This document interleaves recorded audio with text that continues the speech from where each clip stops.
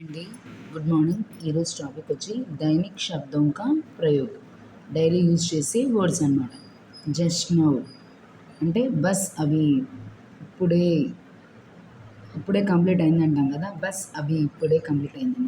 Till now అబ్ తక్ ఇంతవరకు, ఇప్పటి వరకు, అబ్ తక్ అంటే ఇప్పటి వరకు అని, అంతవరకు అని వస్తుంది.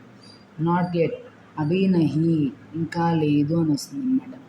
నాట్ హియర్ ఇక్కడ లేదు, ఇక్కడ లేదు అని, లేకపోతే ఇక్కడ కాదు అని.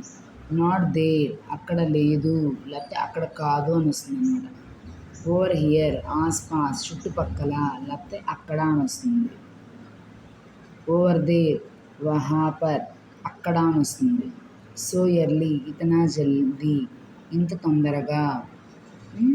సో ఎర్లీగా వచ్చారు మీరు అంటే ఇంత తొందరగా వచ్చారు ఏంటి అంటాం కదా మనం సెంటెన్స్ యూజ్ చేసినప్పుడు, అలా అన్నమాట. నో మోర్ అభి నహి ఇక లేరు. క్విట్ బిగ్ కాఫీ బడా అంటే అంత పెద్దగా లేదులే అండి అని అంటాం కదా, విడిచిపెట్టడం అనమాట. క్విట్ అంటే విడిచిపెట్టడం, క్విట్ చేయటం. బడా బడా బడా కాఫీ బడా అంటే పెద్దగా విడిచిపెట్టండి.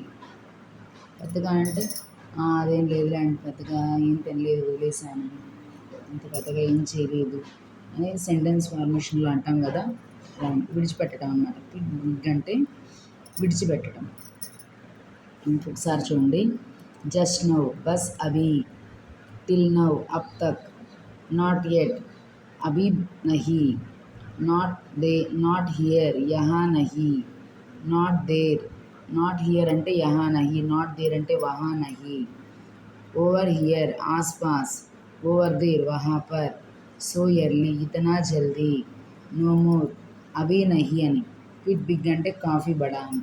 ఓకే కదండి, ఇది అర్థమైంది అనుకుంటున్నాను. అర్థమైతే కనుక నా ఈ ఛానల్ని లైక్ చేసి షేర్ చేయండి, అలానే సబ్స్క్రైబ్ కూడా చేయండి. ఓకేనండి. మీకు డౌట్స్ ఉంటే కామెంట్ బాక్స్లో కామెంట్ చేయండి. Thank you. Keep watch it.